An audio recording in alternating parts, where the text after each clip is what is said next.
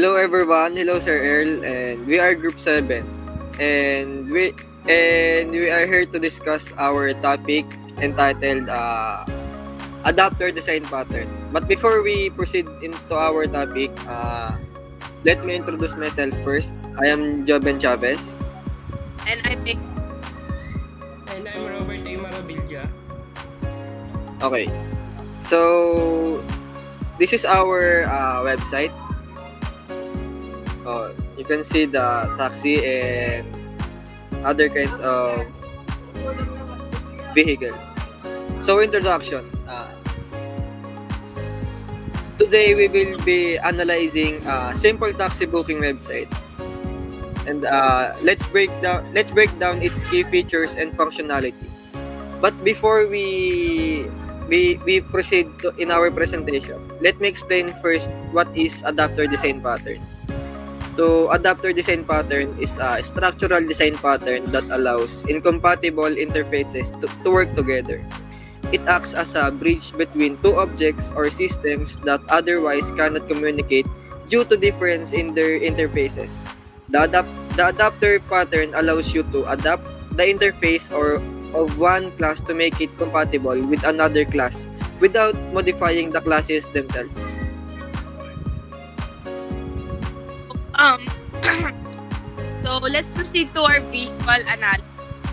So the scholar's image, the website predominantly the bright yellow color scheme, which is often associated with taxis and conveys as of optic. So the layout is a clean and straightforward with a clear focus on the main action booking path. So the imaginary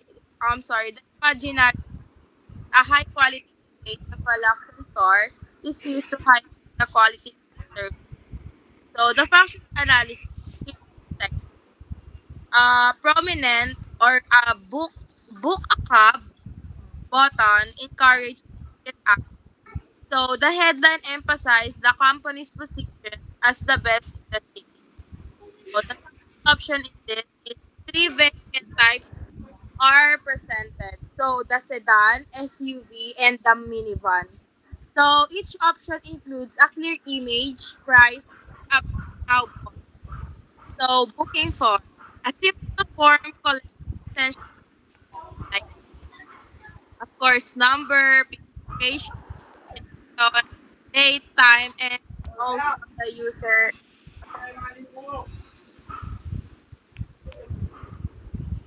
For the clarity, the website is easy to understand with the clear calls to action. For the simplicity, the booking process is streamlined, requiring minimal user input. Visual appeal, the bright color scheme and high quality image make the website visually appealing.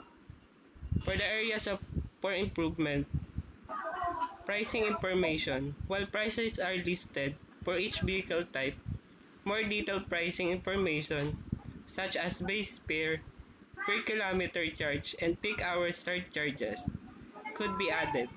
Company information, including information about the company, its mission, and contact details, can enhance credibility and trust. Customer reviews and testimonials.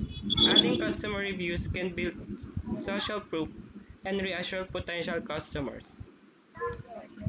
Ensuring the website is mobile friendly is crucial in today's mobile first world. Yan po. So for now that's all Sir Earl. And I think we already discussed our project.